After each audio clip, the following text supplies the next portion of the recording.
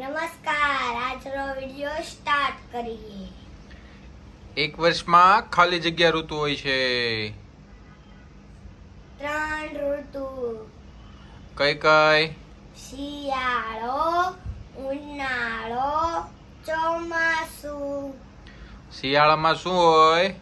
ઠંડી વાય. ઠંડી વાય તો શું કરવાનું? સ્વેટર પહેરવાનું.